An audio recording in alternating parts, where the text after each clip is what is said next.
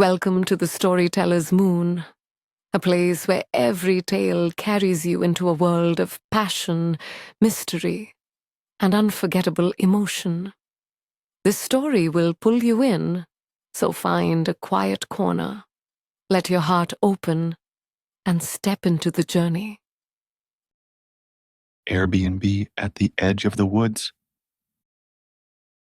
I booked the place because the photos didn't lie. No filters, no staged blanket ladders or fake plants still wearing barcode stickers.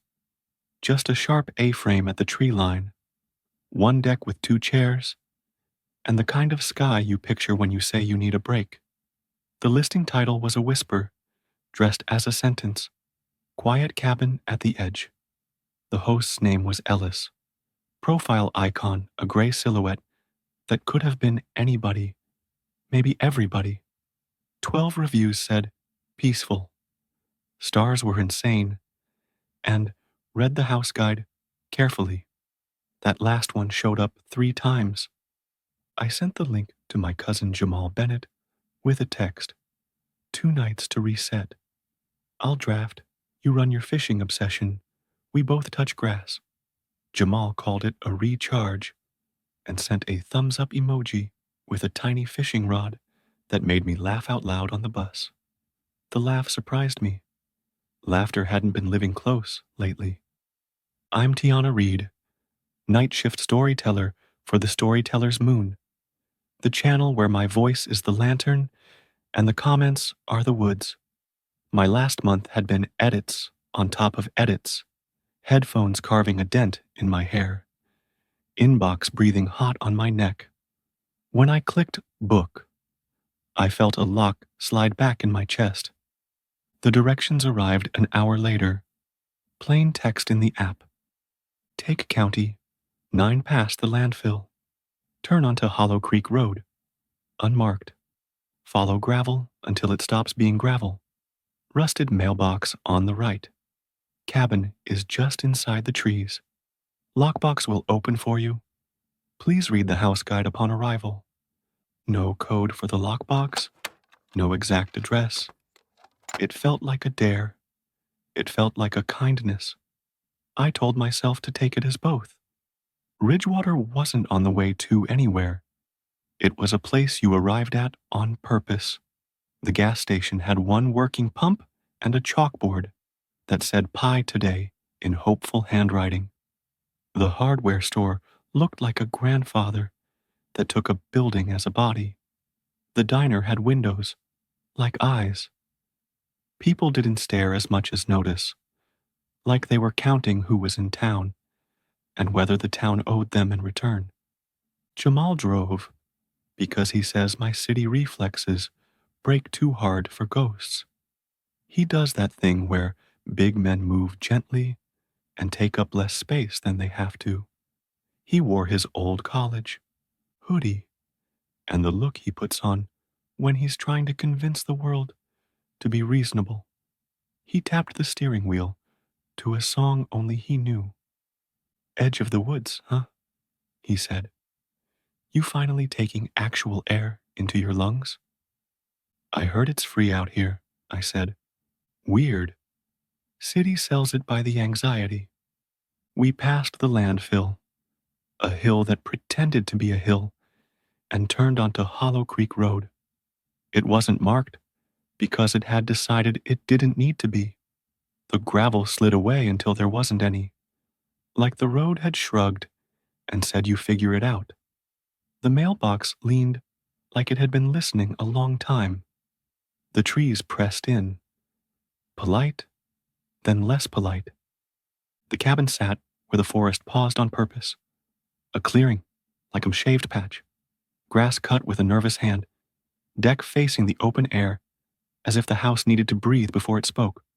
On the doorknob, a laminated card on twine, house guide, and a lockbox that didn't ask for anything.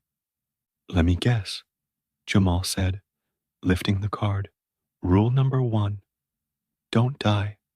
Rule 1, I read aloud, because some words need to hear themselves. Quiet hours are sundown to sunrise. Rule 2, Do not enter the woods after dusk. Rule 3. If you see lantern light among the trees, close the curtains. Rule 4. If you hear the creak, you have gone too far. Rule 5. The deck is safe until midnight. Please be off by then. Rule 6. Return stones you find in the house to the jar by the door. Do not take stones with you. Rule 7. The key will not lock anyone out who belongs. Rule 8. The line was highlighted in yellow, smaller font, like fine print on a deal you'd already shaken on. If you hear someone knocking from the trees, let them in. Jamal raised an eyebrow. That's a nope, dressed like a please. I held the card, felt the lamination warmed by other hands. Reviews had mentioned the guide. The host had underlined nothing. They had highlighted only that last sentence, like the whole house had a thesis, and this was it. Maybe it's a local joke, I said. Funny how country jokes sound like urban legends with better posture. The lockbox opened when my hand touched it, the way some dogs decide you're okay. The key turned like it liked my fingers. The door swung on quiet hinges. The cabin took us in with the clean smell of wood and lemon oil and something green I couldn't name. Inside, one room unfolding into itself with an honesty that made me ache. A bed under the A-frame's slope, a kitchenette humming, a table with 2 chairs, a wide window set in a greenish glass that made the world look like it remembered being a bottle. The jar by the door held 4 smooth stones, one with a line drawn on it, one with a circle, one a cross, one a spiral. A folded paper map lay on the table, labeled paths in pencil, 3 narrow tracks sketched through trees, Deer Run, Spine, and Edge. Edge, Jamal said, tapping the third. Why do we act like that's not a sentence? Because we're brave, I said, then corrected myself. Because we're tired, and pretending bravery is a hobby. We unpacked. Jamal lined his tackle box on the deck like a ritual. I set my mic on the table and touched it as if it were a small animal. We drank water from glasses with that green tint, like the house wanted to show us the world through its own eyes. The quiet worked into me, like a hand smoothing wrinkled fabric. I texted Ellis a hello and a thank you. The reply came before I locked my screen. Welcome, Tiana and Jamal. Please read the house guide. The edge is kind when you are. Sunset gathered itself like a shawl. The deck held warmth until it didn't. We sat with our shoulders touching, watching the woods acquire their night shapes. The trees didn't move closer. They didn't have to. Night does the walking for them. I read the map's 3 lines again, tracing the one called Edge with my nail.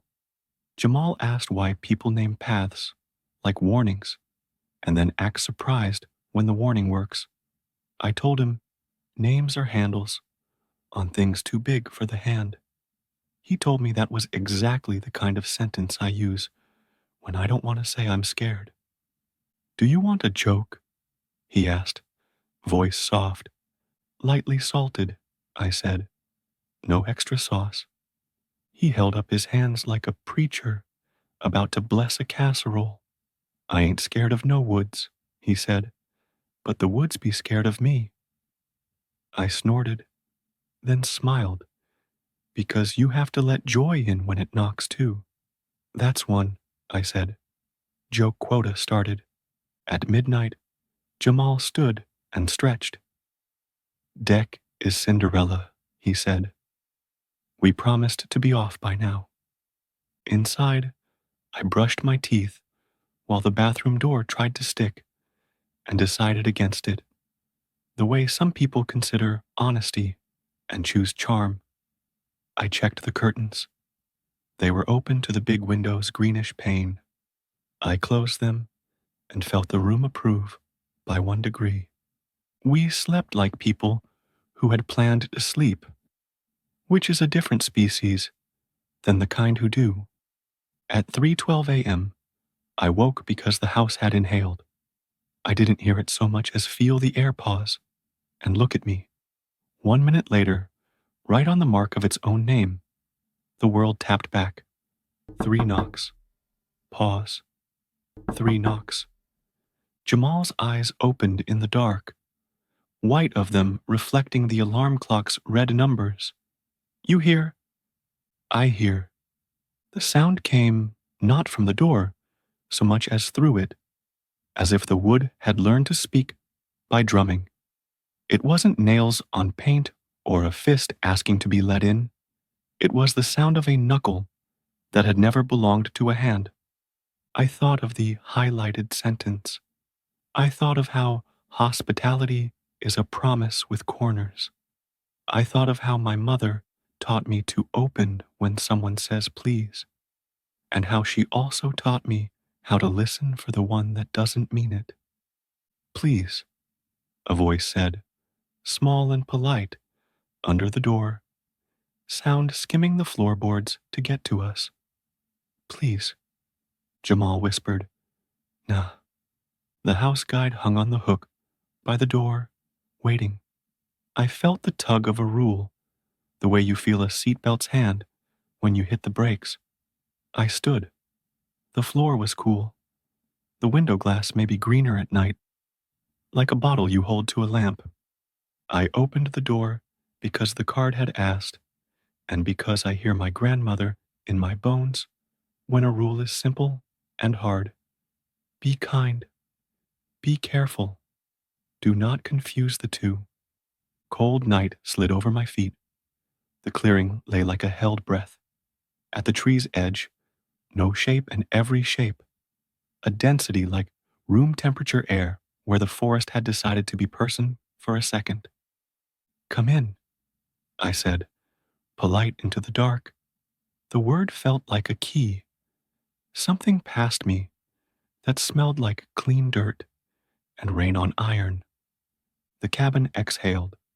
It is a strange thing to feel wood be relieved. The bed's quilt, triangles stitched like 1,000 small teeth, settled flatter, as if someone had been sitting on it and decided not to. The air warmed a half-inch around my neck and wrists. Thank you, it said, in a voice that wasn't Jamal's or mine. It sounded like a room learning to talk. The thank you belonged to a little boy who had forgotten his mother's face. It also belonged to something older than mother's. I closed the door. I listened. I didn't sleep so much as swim in the dark, with my eyes closed until morning granted reprieve. Ellis answered my text before my thumb left the screen. Glad you followed the last rule. Everyone sleeps better that way. Who is everyone? I typed, then erased who did I let in, and wrote, is there anything else we should know? A link chirped into the thread. Guide addendum. 3 new lines lived under night procedures, like the other rules had needed cousins. 9. If the forest is owed, it will come as your echo. Do not question it. Give it a place to rest. Close the curtains if you see a lantern. 10. If you forget to invite them in, the knocking will move closer. 11. If the knocking reaches the deck, you will not sleep again. I held the phone like a small animal. Jamal stood at the jar by the door, turning the stones in his palm. There are more, he said. In addition to the original 4, a new one rested in the jar. Smooth, river flat, a spiral drawn in charcoal, so soft it looked like it had been breathed on. I didn't put that there, I said. House did, Jamal said, not joking. We ate oatmeal that tasted like virtue. We walked the loop called Deer Run. Sunlight laced down through the hardwoods, every leaf an eye. At the place where the map marked edge, we stood with our toes at the line where shade begins. It felt like standing at the lip of a story that had already decided its ending. Hello, I said out loud, because the cashier at the gas station had told me towns listen if you speak low and true. Nobody had spoken to us at the station. They had noticed us. Not the same thing. The trees trembled. I don't mean they moved. I mean they acknowledged. I don't like how good that felt, Jamal said. That's two, I told him. Joke quota almost full. I wasn't joking, he said softly, which I knew. The diner's coffee tasted like honest work. The woman behind the counter had a name tag that said Mrs. Bell and a way of pouring that didn't spill a molecule. The chalkboard still promised pie today, and like all earnest promises, kept it. You at the A-frame? She asked. And when I nodded, she added, Good. Some folks don't say hello first. To the host? Jamal asked. To the edge, she said. And the word sat on the counter like a coin. A man in coveralls. Dexter stitched on the patch, stirred his coffee and said, Keep your curtains closed if the lantern comes. And don't go down to the creek at night. That's a day chore. Mrs. Bell swatted his shoulder. Don't scare paying people. They scared already, Dexter said, nodding at the window as if the trees were peering in to ask about our order. The TV over the register cycled local news. A photo of a black man in his 30s filled the screen. Close-cropped beard, eyes that held a smile before his mouth caught up. Desmond Avery. Missing since August 13th. My stomach climbed up into my throat like it had urgent business. Jamal noticed the way my shoulders tensed. You know him? No, I said. Then, he looks like my uncle's best friend, the one who used to show up at cookouts with folding chairs, like they were part of his uniform. Mrs. Bell topped off our cups. Folks wander into the woods thinking they're the main character, she said. Woods doesn't do casting calls. Dexter muttered, Creek keeps what it's owed. Mrs. Bell frowned at him. Stop. You'll have them out there doing chores at dawn. Good, he said. Dawn's when chores get done. We paid and left a tip that tried to say thank you for the warning without asking for a spell. At 10:22 p.m., a light moved in the trees. Soft throb, steady as a pulse, walking parallel to the clearing. Not a flashlight. Lanterns don't shine so much as remind. I stood with my fingers hooked in the curtain and felt the house wait to see what I would choose. Rule 3 rose up like a hand catching mine. If you see lantern light among the trees, close the curtains. I did. The room warmed a shade, wood popping a satisfied syllable. At 11:31, the knocking began. 3 knocks. Pause. 3 knocks. This time, after the pause, 3 sets. Like more mouths had learned the word. I opened the door. May we come in? The voices asked. Braided, polite, asking permission they would not take.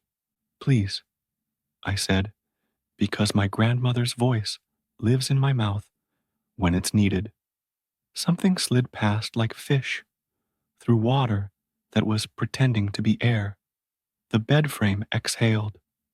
The stones in the jar clicked against each other softly. You're kind, the braided voices said, and there was a thank you inside the word kind that had nothing to do with me. Jamal stood by the table, hands loose at his sides, shoulders set to not run. Are we safe? He asked. Not to me.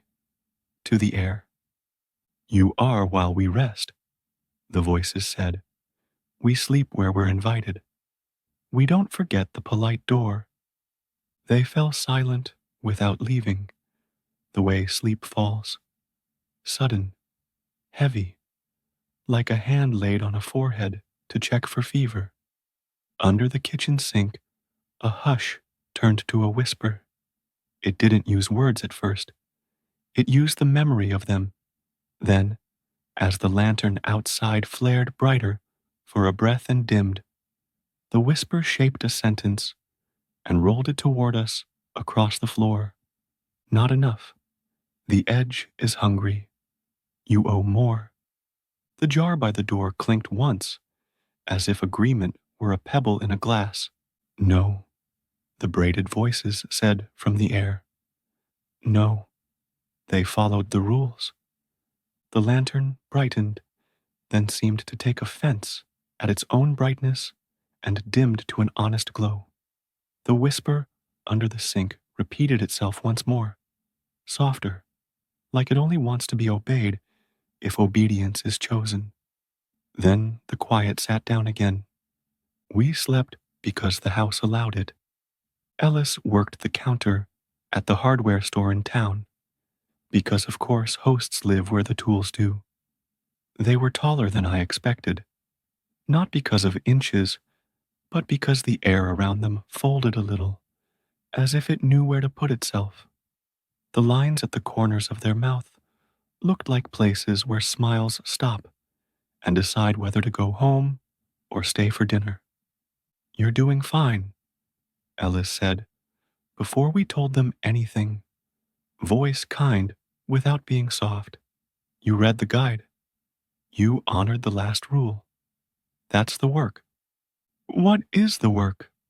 Jamal asked. Keeping the border honest, Ellis said, as if borders could lie. And perhaps they can.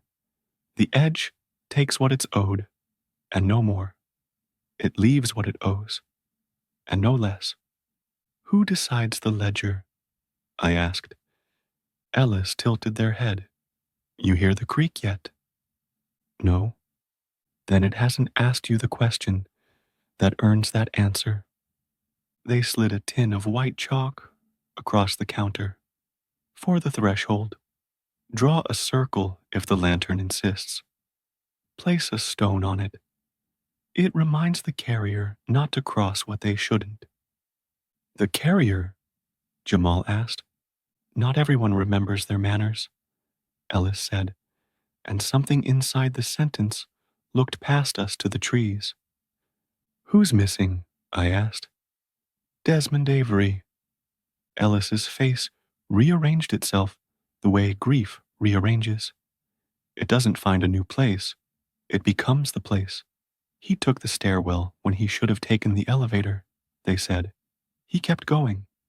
Some loops don't stop until a door opens. That isn't the one you think. We're not going down any stairs, Jamal said. Good, Ellis said. Doors are old. Stairs are young and ambitious. The note on the deck wasn't on paper. It was on bark, smoothed and scrubbed pale. Letters written in a thin, thoughtful hand. Thank you for your manners. Tonight there are 4 of us. Night came earlier for me after that. I drew a chalk circle on the threshold because caution and superstition often wear the same shoes. I put one of the stones on the line, circle on circle, echo on echo. The lantern arrived early, proud of itself for being on time. I closed the curtains and felt the house approve, as if I'd finally learned to say a word in its language. The knocking began at its appointed hour. 3 sets, and then a 4th, a little late, like a cousin who parks on the lawn. Come in, I said, and 4 slips of air moved the way fish don't move. No scales, no shine, just presence. They smelled like wet iron and leaf rot and the space under a porch where cats decide to be wild. We brought something, they said in voices that stacked into one. On the table lay a stone unlike the others, jagged, tooth-like, not smoothed by river hands. On it, in charcoal, one word, payment. For what? Jamal asked, and his voice didn't shake even when the room asked it to. For the nights before you, they said. For the doors that didn't open when they should. For the steps that went down when sleep should have gone up. To who? I asked. To the creek, they said. Put it in before dawn. Rule 4 tugged at my sleeve, like a child asking to be carried. If you hear the creak, you have gone too far. I thought of Mrs. Bell's careful hands. I thought of Dexter stirring his coffee like it had made vows. I thought of Desmond Avery's eyes, holding a smile, and how some smiles are heavy with what they hold. I'll go, I said. We'll go, Jamal said, because he has always used we where other people write I. Go light, the voices said. Leave your names on the threshold. How do we do that? Jamal asked. You've been doing it, they said, not unkind. Every please is a name written down. They slept or pretended to. Under the sink, the whisper rose to argue, then retreated. The lantern outside dimmed as if something had pinched its wick. A coyote somewhere laughed alone, and then remembered it was hungry. We left at 4:12 a.m., that thin hour when even the trees wonder if morning is a rumor. We wore our jackets, and the look people share when they have agreed to do something their better judgment suggested doing later. I put the chalk in my pocket, and Jamal tucked the payment stone into his hoodie against his chest. The spine path rose and fell, roots like old knuckles, leaves squeaking underfoot. The world smelled of cold and metal, as if dawn had a factory job. Somewhere ahead, a constant rush braided itself into the air. My mouth tasted like I'd bit a coin. If we hear the creak, Jamal said, we stop. We stop, I agreed. We didn't stop. Hearing asks for curiosity. Owing asks for service. The sound sharpened to a thread through the trees. The ground sloped into a gash, lined with stone. The creek, when we reached it, was a black stripe relentless, as a decision. It didn't gurgle. It worked, the way people work when no one thanks them, and they do it anyway. I crouched. The water bent the trees upside down and made them look like strangers. I didn't want to touch it. I wanted to answer it. Jamal took the stone from his hoodie. The word payment looked like it had been written yesterday, and also 100 years ago. What if it doesn't want it? He asked. Then we say please again, I said, and because the night had taught me about politeness, I added softly, and we leave without taking anything that isn't returning us. He dropped the stone. It didn't splash. It was accepted, the way truth is accepted when it's finally named. The water moved on without conversation. The trees exhaled. A small wind, no bigger than a breath, touched our faces and put a cool hand on my hairline like a grandmother checking for fever. The chalk in my pocket warmed, and when I reached up to touch the line of my throat, the skin thrummed once. A note without a name. On the way back, the path seemed shorter. Dawn considered itself and decided it might as well. At the cabin, the chalk circle on the threshold had a smudge, like a thumbprint on a cheek. The jar held 5 stones. Ours returned. It spiraled darker, as if water had taught it definition. We slept for 2 hours. When I woke, I knew a different rule that wasn't written down. You can make a life out of opening and closing the right doors at the right times.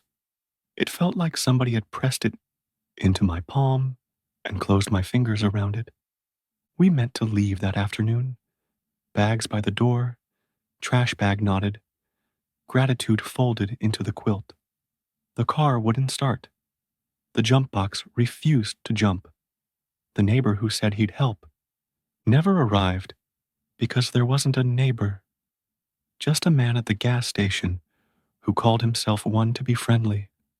At dusk, we resigned ourselves to one more night and an early morning mechanic. Jamal made tuna on toast and called it dinner with a straight face that made me nearly laugh. The second and last time the story allowed for it. Stairs are loops, I said, thinking of Ellis's phrase. Elevator's honest until it stops. I'm not taking either, Jamal said, tugging his hoodie on like armor. At 9:03 p.m., our door clicked, and for a bright, stupid second, my city brain thought housekeeping, even though housekeeping doesn't come at 9 at night or to cabins with 2 plates. I stood. The knob turned a fraction and stopped against the chain we hadn't put up because there wasn't one. Hello? A warm voice said from the other side, a voice that reached out and touched my shoulder where memory lives. Desmond Avery. My mind supplied, and it wasn't a guess. Desmond, I asked, as if names were maps. Please, he said. I'm tired of the stairs. The sentence went through me the way the first knock had gone through the door. Jamal put a hand on the wood, flat, gentle, a question in his palm. You can come in, Jamal said, if you're the kind who belongs. Silence, then a breath like a man who had just sat down for the first time in too long. The door didn't open. The house decided for us, and you can blame us for letting it. But blame without context is just an opinion, with its shoes off. We sat on the floor, with our backs to the door, and listened to a man sit with us on the other side. He spoke like someone learning to talk through a mask made out of wood. I went down, he said. Stairs kept going. Somebody laughed. I thought it was friends down the hall, playing a joke. I thought the joke had stamina. Did you come back up? I asked. Up kept moving, he said. We stayed like that a while. 3 people at the edge of a door. He told us about a room with a number that acted like a mirror. He told us about a lantern that argued with itself. He told us about opening because he was taught to, and how nobody taught the edge not to be hungry. We told him about a jar with stones that acquire symbols overnight. We told him about the creek taking payment and leaving us an hour of uncomplicated sleep. You did chores, he said, with a smile in the word. We did, Jamal said. Then you'll be fine, he said, and the confidence in it put iron in my knees. When he left, if he left, we didn't hear it. We fell asleep where we sat, spines crooked, heads tipped together like we were praying. The house decided to be loud at 3:13, as was its habit. The knocking arrived in a procession. 3. Pause 3, pause 3, and then a 4th set punctuated by a soft, almost shy 5th, as if someone had apologized for being late and knocked again to manifest their blush. The lantern outside traced the clearing's rim like a patrol. Under the sink, the whisper rose for its turn. Hungry. Boarders thirsty. You owe more. More what? I asked the air.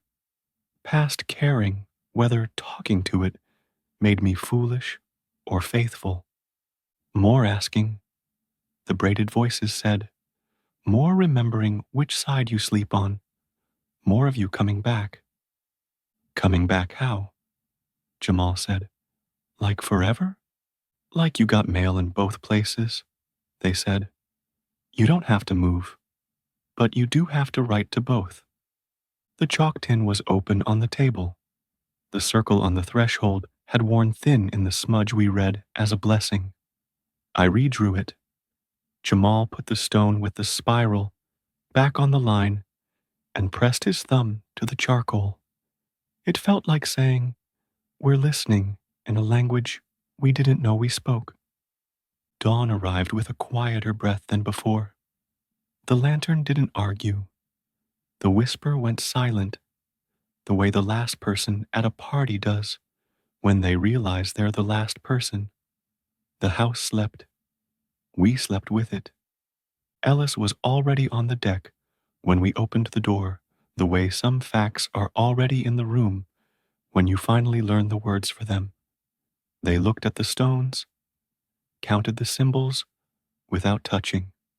They nodded once, and the nod contained more than I have in my whole mouth. "You put the payment in," they said. "We did," Jamal said.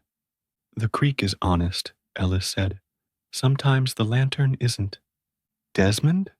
I asked, before bravery could look at me and reconsider. Ellis's mouth thinned, which is not the same as a frown. He comes back to the right doors. He's sleeping easier. He'll find the one he needs next. "Why do you let the edge ask through us?" I said, not accusing, just trying to hold the shape of a truth too big for my hands. "Because we live here," Ellis said. "Because towns are agreements. Because borders are conversations.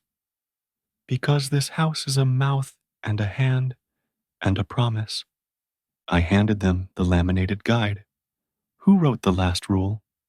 "The first person who forgot it," Ellis said gently. "They remind us when we need reminding." We didn't hug. That would have been the wrong shape. Ellis touched the door frame above the chalk circle, and the wood brightened a shade like skin after a laughing fit. "Leave when you're ready. Come back when you need to. Be kind in both places." We packed. The car started easily, as if the engine had slept under the same blessing we did. On County 9, the landfill pretended to be a hill again.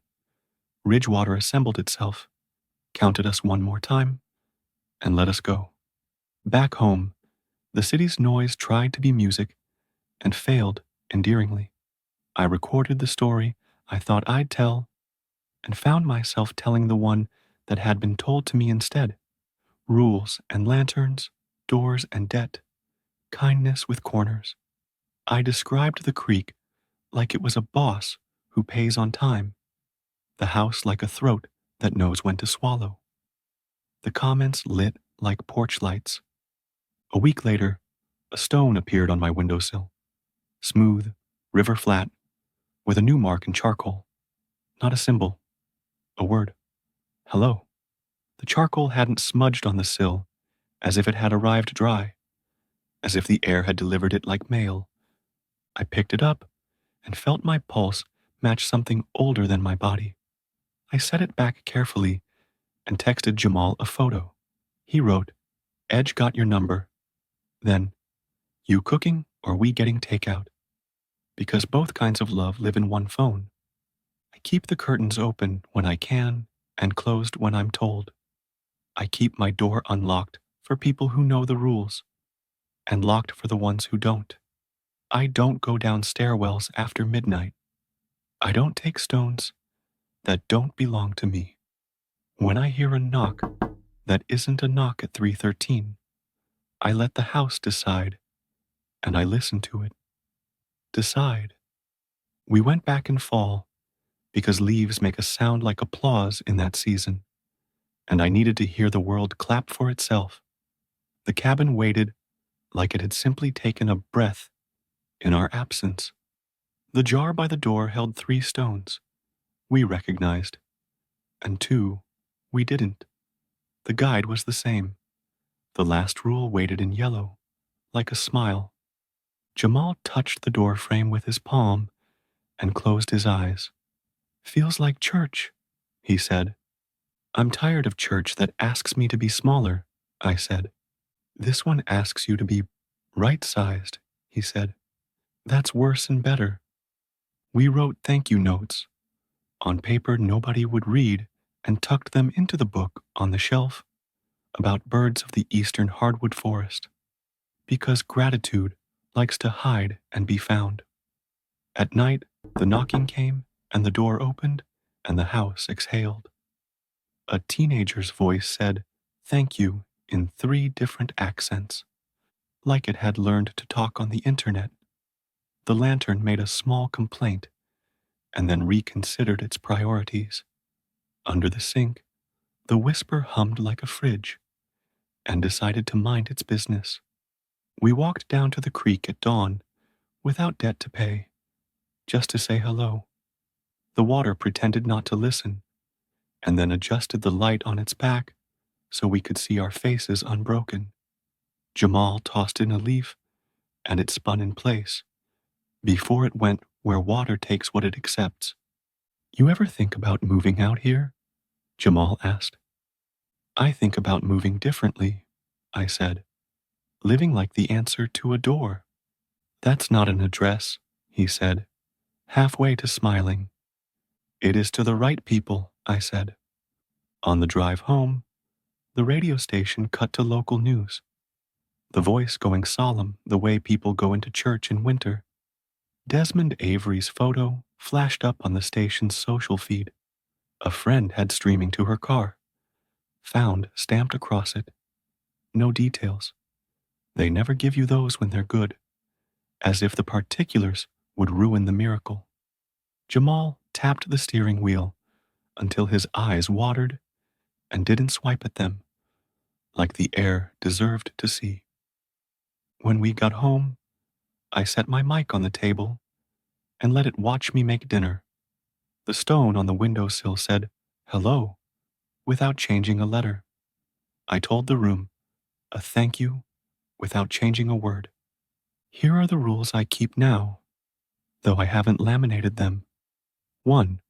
Say hello at the edge. Even if no one answers, they heard you. 2. Close the curtains for lanterns. Open them for sun. 3. Invite politely. Don't invite everything. 4. Pay what's owed. Learn the difference between debt and devotion. 5. Don't walk into stairwells that don't end. Don't walk into arguments that don't either. 6. Return what you find. Stones. Borrowed courage. Apologies. 7. Let rest what needs rest. That includes your own fear. 8. If you hear someone knocking from the trees, let them in. If you hear your own heart knocking like that, do the same. I still tell horror stories at night. My audience comes for the shadows and stays for the rules. Sometimes the comments say I made them feel less alone in their kitchens at 2 a.m. And I type back that kitchens at 2 a.m. are holy. Sometimes a lantern of a memory walks the perimeter of my day. I close the curtains until it stops insisting and return to my desk. I place my palm on the wood and wait for it to exhale. When the knocking comes on certain nights, I open. The house sleeps better. So do I. Thank you for listening to The Storyteller's Moon. If this story touched you, scared you, or kept you on the edge of your seat, don't forget to like, share, and subscribe. Your support keeps the stories alive, and I can't wait to share the next one with you under the moonlight. Until then, may your nights be safe and your dreams unforgettable.